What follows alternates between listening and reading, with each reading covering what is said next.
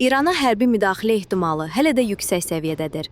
Trump Davosdan qayıdarkən hücum planının aktual olduğunu vurğuladı.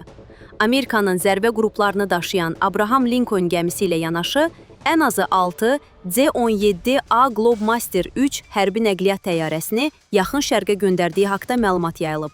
Növbəti ay ərzində 24 saat hazırlıq əmrinin verildiyi CENTCOM rəhbəri isə İsrail ordusunun baş qərargah rəisi ilə görüşüb.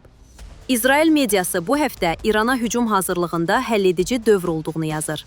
İsrail Hayom nəşri, ABŞ-ın İranda Xameneyi də daxil olmaqla potensial hədəflərini açıqlayıb. Bunun fonunda Türkiyənin İranda mümkün müharibəyə hazırlığı haqda yayılan məlumatlar diqqət çəkir.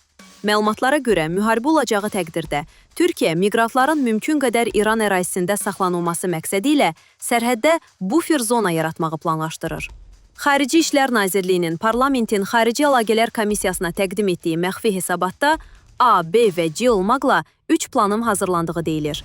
12 günlük müharibə və son etirazlar zamanı İrandan Türkiyəyə axının olması fonunda Ankaranın hazırlıq planı anlaşılandır. Hadisələrin mümkün inkişafı Azərbaycanın da analoji vəziyyətə hazırlığı zərurətini yaradır.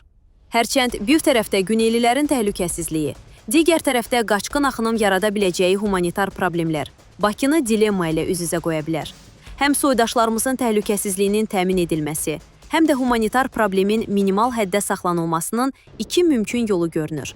Birincisi, geniş miqyaslı müharibə olacağı təqdirdə sərhəddə bufer zonanı yaradılması və soydaşlarımızın qarşılaşa biləcəyi humanitar problemlərinin həllinə yardım etmək.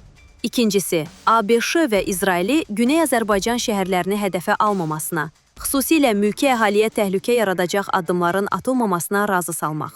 12 günlük müharibədə Bakının soydaşlarımızın təhlükəsizliyi ilə bağlı Təl-Əvivdən xahiş etdiyi haqda məlumatlar vardı. Soydaşlarımızın təhlükəsizliyinin maksimum təmin edilməsi şərti ilə Güneyi tərk etməməsi mümkün. Müharibədən sonra İranın ehtimal olunan gələcəyində yer almaları və öz maraqlarını təmin etməsi baxımından da əhəmiyyətlidir.